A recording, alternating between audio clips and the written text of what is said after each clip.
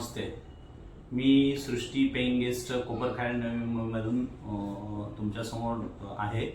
तर मी 2016 पासून मुलींचंच फक्त पीजी, मुलींचं पीजी म्हणजे गर्ल्स पीजी मी चालवतो आणि 2016 पासून चालवतो. तर त्या 2016 पासून ज्यावेळेस मी स्टार्ट केलं त्यावेळेस बऱ्यापैकी मला अनेक प्रॉब्लेम आलेले आहेत. मुलींना दाखवण्यापासून, मुलींना त्यांचं रेकॉर्ड ठेवण्यापासून किंवा त्यांचे वेगवेगळे रूल्स आणि त्यांना काय रिक्वायरमेंट असते, त्यांचे प्रॉब्लेम्स काय असतात, या सगळ्या गोष्टी मला मॅन्युअली करताना खूप त्रास व्हायचा. मॅन्युअली त्या गोष्टी मी करायचो, पण मला त्याच्यामध्ये खूप धावपळ करावी लागायची आणि अनेक गोष्टी विसरून पण जायचो. पण आता तसं होत नाही, कारण आता काय झालंय की मला एक ॲप मिळालं मॅनेज प्रॉपर्टी. आणि मॅनेज प्रॉपर्टी ॲप मिळाल्यापासून माझ्या पीजीच्या संख्येमध्ये पण मी वाढ करू शकलोय आणि त्या संख्येमध्ये वाढ केल्यामुळं त्या हिशोबाने मला प्रॉफिट पण असतं. पण मॅनेज प्रॉपर्टीमुळे काय झालं की माझा टाइम सेव्ह झाला.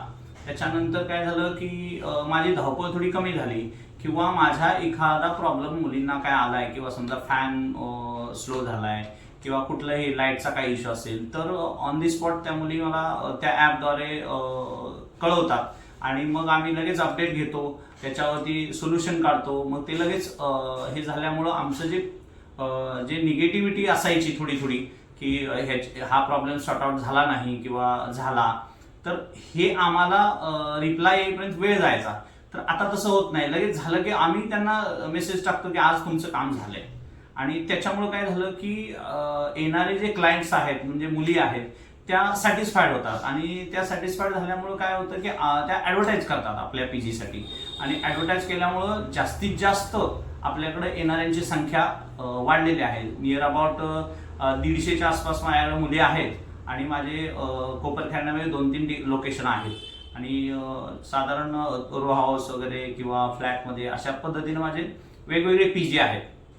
तर तिथं नेहमी वेटिंग लागतं. त्याचं एकच रिझन आहे की आमच्यामध्ये कुठलीही गोष्ट पटकन इम्प्रूव्ह करायची असेल तर त्या ॲपमधून आम्हाला जाऊन लगेच कुठला काय प्रॉब्लेम असेल किंवा ॲडमिशन घ्यायचं असेल तर आम्ही पहिले कसं मॅन्युअली हँडल करायचो की रजिस्टर घ्यायचो, ते बघायचो कुठलं व्हॅकंट आहे, काय आहे किंवा कसं कुठं मॅनेज करायचं. हे सगळं आता मॅन्युअली न करता आम्ही आता मॅनेज प्रॉपर्टी थ्रू, त्यांच्या ॲप थ्रू जाऊन एकदम इझी गोष्ट झालेली आहे. त्यामुळं पीजी हँडल करण्यासाठी आम्ही खूप दिवसापासून ह्या गोष्टीची वाट बघत होतो, परंतु आम्हाला एक वेगळा असा प्लॅटफॉर्म काय मिळत नव्हता.